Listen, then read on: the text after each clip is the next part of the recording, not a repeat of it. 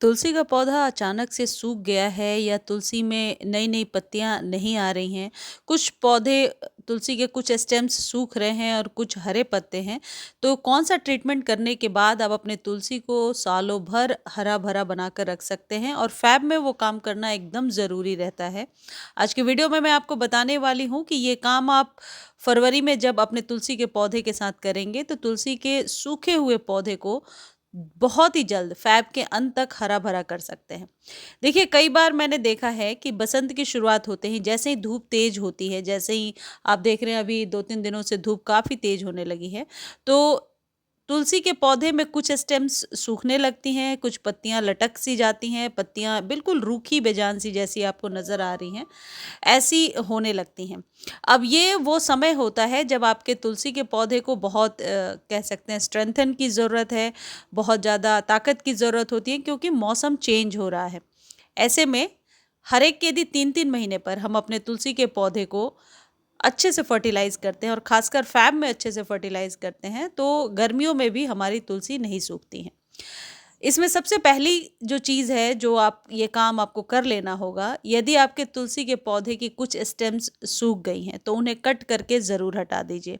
Cut करने के पहले इस बात का ध्यान रखें कि मतलब अपने घर में बड़े बुज़ुर्गों से पूछ लें कि तुलसी को कट करने का दिन कौन-सा होता है।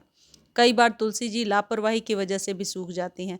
जब तुलसी जी के पौधे में गंदा जूठा पानी डाल दिया जाता है या कट उस दिन कर दिया जाता है जिस दिन नहीं काटना चाहिए। शायद संडे और ट्यूसडे को मैंने सुना है कि तुलसी जी के पौधे को कट नहीं करना चाहिए और छूना नहीं चाहिए। कट करने के बाद जो ड्राई स्टेम निकल रही है उसे फेंकना नहीं है, इसे आप पूजा पाठ में इस्तेमाल कर सकते हैं। बहुत सारे फ़ायदे हैं, लेकिन ध्यान रखिए गार्डन में इधर-उधर ना फेंकें और पैर ना लगे, इस बात का विशेष ध्यान रखिए। जो ड्राई लीव्स हैं उन्हें भी मैनुअली आप हटा दीजिए। कटिंग प्रूनिंग के बाद दूसरी जो सबसे इम्पॉर्टेंट आप ये कह सकते हैं कि वर्क है जो फैब में आपको करना है वो है रीपॉटिंग करना। यदि आपके पौधे की रूट बॉन्ड हो गई है या नीचे से आप जड़ें गमले के बाहर दिख रही हैं, मतलब कि पौधा बहुत ही भर गया है, तो उसे आप निकाल करके न्यू सॉइल बना करके इसे लगा सकते हैं।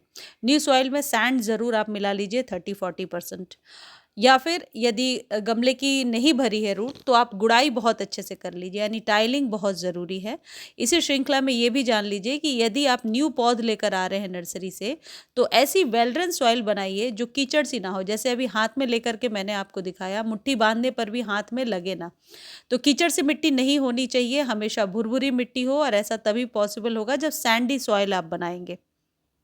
अगली इम्पॉर्टेंट चीज़ है वो है फर्टिलाइज़ेशन, किस तरीके से फर्टिलाइज़ करना है।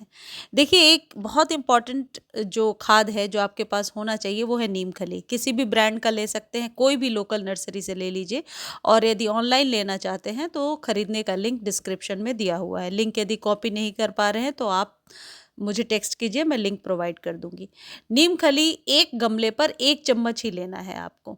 नीम खली आपके पौधे की जड़ों को मजबूत करता है, और फैब में यदि हम अपने पौधों को इस तरीके से फीड कर देते हैं तो मैंने देखा है रिजल्ट बहुत बढ़िया होता है।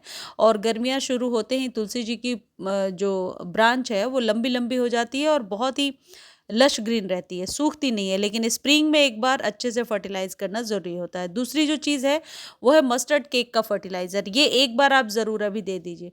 मस्टर्ड केक का जो फर्टिलाइज़र है ये पाउडर फॉर्म में भी आप इस्तेमाल कर सकते हैं, मैंने केक फॉर्म में इस्तेमाल किया है, लेकिन लिया कितना है, ये पाउडर बनाएँगे तो 5 ग्राम से भी कम होगा, 1 चम्मच के अंदाज़ पाउडर होना चाहिए। यदि मात्रा थोड़ी ज़्यादा या कम है तो इसका कोई साइड इफ़ेक्ट नहीं होगा। यदि आपके पास अ, काउडंग मैन्योर है और वो नहीं है तो उपले जो होते हैं, उपले कंडे या फिर इस तरीके से काउडंग केक, इसको भी आप इसी में रात भर भिगो कर रखेंगे। एक पूरा हो तो बेहतर है, ये मेरा इतना ही बचा हुआ है। टूट नहीं रहा तो इसे भी रात भर पानी में भिगो कर रखेंगे। इसका रिज़ल्ट तुलसी जी पर बहुत ही बढ़िया होता है। पानी कितना लेना है, आधा लीटर या 1 लीटर अपने अंदाज़ से ले सकते हैं, क्योंकि हाफ़-हाफ़ डिल्यूट करके अगले दिन इस्तेमाल करना है। 24 घ मैंने जो वीडियो शेयर किया था कि फैब में कौन-कौन सा काम करना है जिससे कि आप अपने पौधे पर बहुत जल्दी ग्रोथ ले सकते हैं, उसका थोड़ा-सा अपडेट मैं आपको दिखा देती हूँ। पिटूनिया को पिंच करने के लिए कहा था मैंने, और देखिए पिटूनिया में बहुत अच्छी फ्लावरिंग होने लगी है। और डहलियाज़ में भी फ्लावरिंग हो रही है। और जिन जिन पौधों को कट किया था, कट करने के बाद यदि वही खाद आप लोगों ने दिया होगा जो मैंने बताया था, तो अभी सभी पौधों में न्यू फुटाव होने लगी है। वैसे फैब में पौधों में न्यू फुटाव अपने आप भी हो जाती है, लेकिन जब सिस्टमेटिकली कटिंग प्रूनिंग करने के बाद हम खाद दे देते हैं तो पौधा स्वस्थ रहता है और फ्लावरिंग भी बहुत ही जल्दी करने लगता है।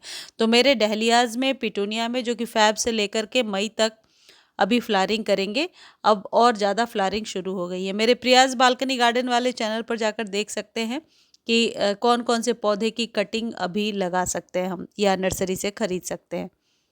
अब नेक्स्ट डे आपको क्या करना है, जैसे आधा आधा लीटर मैंने पानी ले लिया और उसमें आधा लीटर से थोड़ा ही कम इसको भी मिला लिया। हाफ हाफ ही आपको क्वांटिटी रखनी है, तभी ज़्यादा इफ़ेक्टिव होगा। और लिक्विड इसलिए दे रहे हैं क्योंकि मेरे पौधे को पानी की ज़रूरत है।